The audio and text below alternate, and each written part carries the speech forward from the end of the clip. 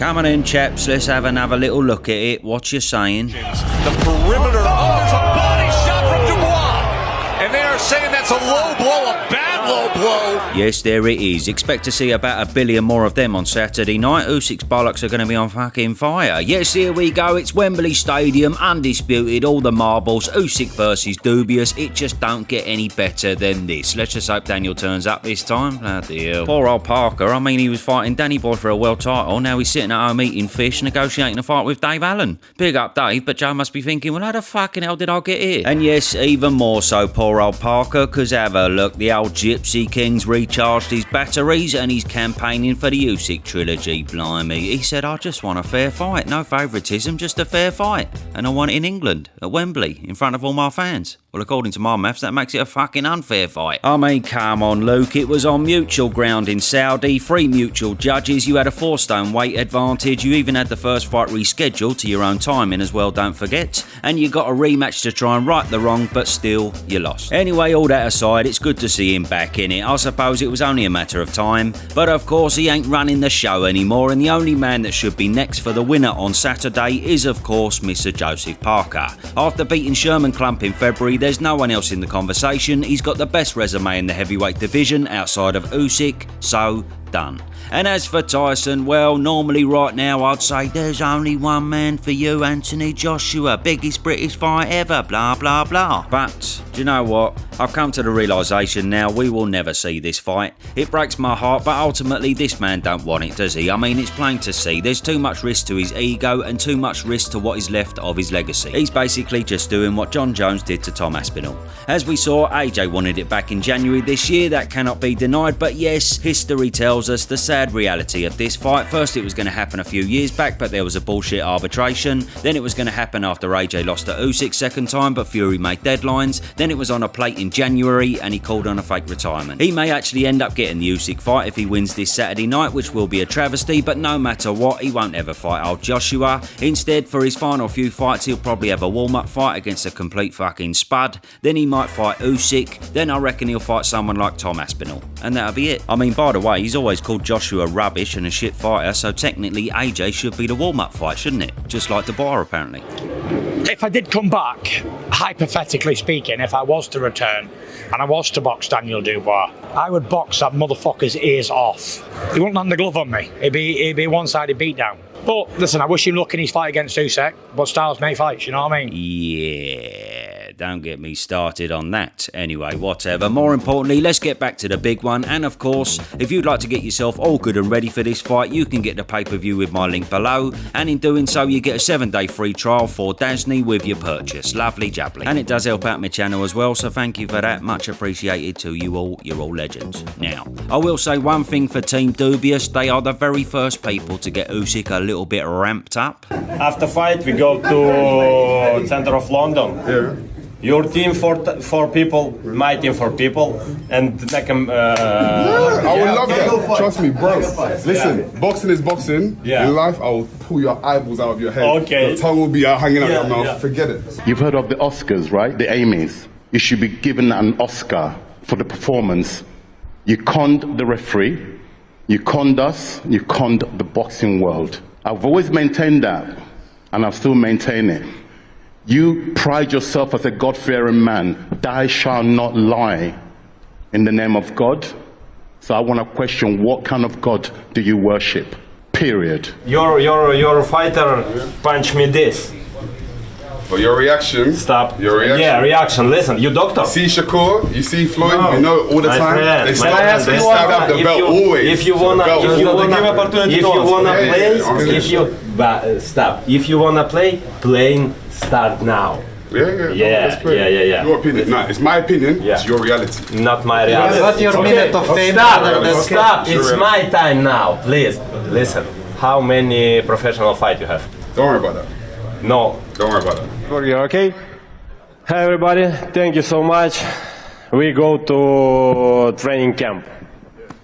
See you later. Yes, as mentioned in my other video, the Ukrainian is usually like a monk with all this stuff, but clearly all the digging out of his faith, the constant mention of the low blow, not to mention the constant accusations of him cheating, might just have pushed him a little bit over the edge for once. I mean, it's minor, don't get me wrong, and it probably won't have any effect on the fight, but things are slightly different, that can't be denied. Even the parting of Alexander Krassyuk seems a bit strange. I mean, what in the wobbly tits is going on there? I thought they were like brothers. Who knows? Anyway, scrub all that. What's the crack with this double interesting rematch then? Well, I'll tell you what, if we rewind a couple of years back and get all the pundits' predictions for the first fight, how many of them predicted Daniel Dubois to win that fight? I'll answer that. Fuck all. Yes, nobody gave him a sausage. I even made a pony little video myself and I just couldn't make a case for old Dynamite in any way. He had just come off a double strange knockout win over Kevin Lerena where he was down 3 times in the first couple of rounds. And don't forget the bell rung over 10 seconds early in that first round when he was in a bit of bother, cheeky bastards. And prior to that there was just nothing else to go on really. Okay, some good looking knockouts against lower level fighters, but then we had the Joe Joyce loss where he'd received quite a bit of criticism. And yes, in the end, other than the low blow, the fight went exactly as most people predicted. It was an Usyk dominance and Danny Boy just couldn't handle the Ukrainian heat. But now, roll on 2 years later, and for this fight, safe to say the tide has certainly turned quite a bit. I think it'll be a much closer fight this time, and Usyk might have to visit the canvas again. I'm back in Dubois, you know. I am back in Dubois since the fight was announced. Something came over me and I just said, I think it's Daniel's time. He's a different fighter than the first Usyk fight, and we've seen him weather the storm. We've seen him, I don't know, it's almost like he's grown up or something, you know what I mean? And he's right in his prime now. He's learned a lot about himself, not just from a boxing technical point of view, but he's found out about himself and he's riding the crest of a wave. And a confident fighter like that, with his punch power and ability, is a dangerous guy. So I don't think you can go against Usyk, but I would not be surprised if Dubois causes the upset. No, I think Daniel's got a better chance than he had the first time. Yeah, what with the win off Joshua, his confidence is massively up. July 19th, Wembley Stadium, Daniel Dubois beats Alexander Usyk. Firstly, do not agree with me because you do get them ones wrong. I do agree with you, by the way. Oh, you do? I think that's because I want it. Absolutely. Yeah, no, look. I think Dubois can stop him. Really? Yeah. He stopped him last time. So, of course, a very big shift, and it's totally understandable. 2 good wins against Miller and Hrgovic, then an absolute demolition job on AJ. This is the now recognised Daniel Dubois 2.0, a man who brings destruction to the ring, but most notable of all, now has a heart of stone.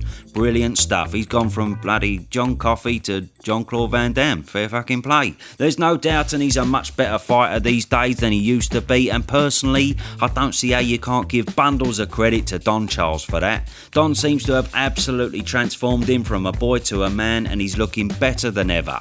And I mean, by the way, I feel like we should all give Don a lot of credit, because for some reason old Daniel never fucking does. What's going on there? I just don't get it. It's like every time he wins a fight, thanks to me dad, thanks to Frank Warren, thanks to the little bouncer men for bringing me to the ring. Yes, but Daniel, what about your trainer, Don Charles? Hey, what? Who? Charlie who? I don't know who that is. Anyway, thanks to me dad again, and thanks to me nutritionist. He cooked me some really nice hamburgers. I mean, yeah, I don't know what the crack is with that. He just never gives him any flowers. It's a little bit weird, bro. But what's been the big change with you?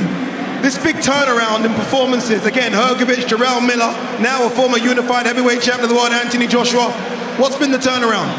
Just, behind the scenes, the work with my dad, all my family and, my strong team here, they've helped me get through this. So God bless you all, man.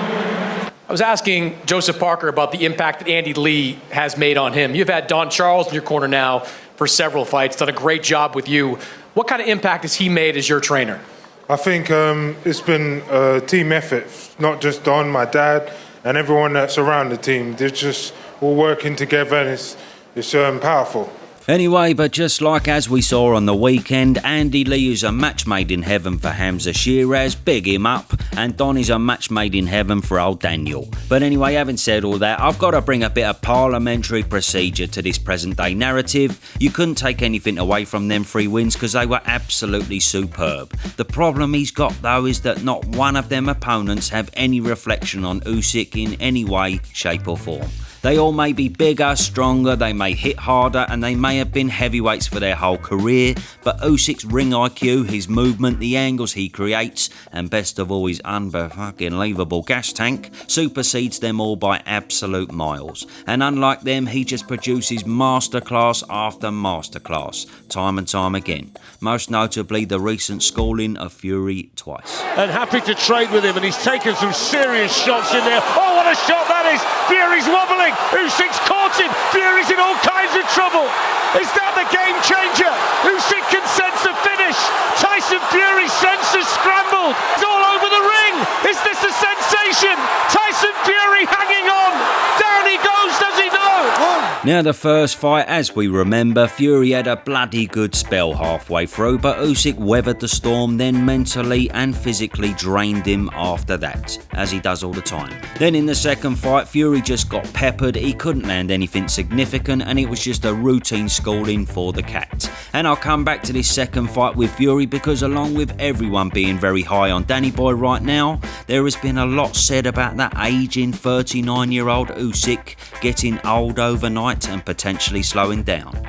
And well, granted, he is 39 and one day he will inevitably fade rapidly, but something that nobody's considered here is that this could actually be the very best of Usyk. I know that may sound mad, but if we look at that second fight with Fury, he was never in any danger, his gas tank was incredible as per usual, and he was landing all night on a man with a 6-inch height advantage and a 4-stone weight advantage. The reason it was such a comfortable win is most likely because he downloaded all the data on Fury from the first fight and knew exactly what to do in the rematch. Now he comes into another rematch with Daniel where he also knows what's coming and could potentially do the same. On the flip side for Daniel though, even though he's been there before, how the bloody hell do you collect data for Usyk? The man is a complete riddle. Fury nor AJ could work out this man's movement second time around, so it's clearly a very, very difficult thing to do. And just finally on the Usyk aging debate, I just feel like this man knows his body and his limitations, that he probably wouldn't take a fight of this magnitude if he knew his body weren't up to it, or if he was unable to do the majority of what he used to be able to do. But yes, that second Fury performance was absolutely solid, and it was only 7 months ago,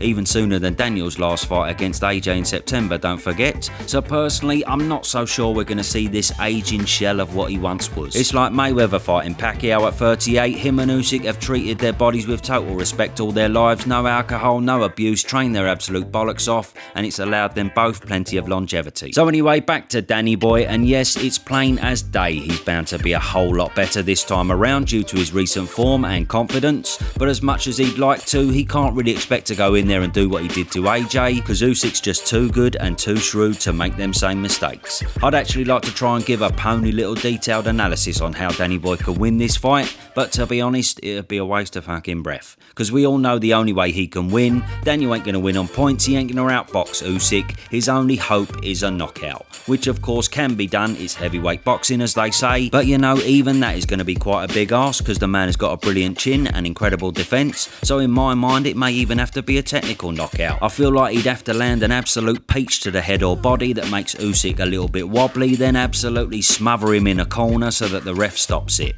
But you know, even then I'm thinking with Usyk's experience, he'd probably know how to deal with that situation as well, so who knows. But don't get me wrong, I wouldn't completely count out Danny Boy from winning this fight because he does hit extremely hard, he has put him down before whether you agree or not, and lately he has been on a rampage. But if Usyk comes in with the same form he had against Fury last year, it's hard to not stack the odds massively in favour of the Ukrainian winning the fight handily once again.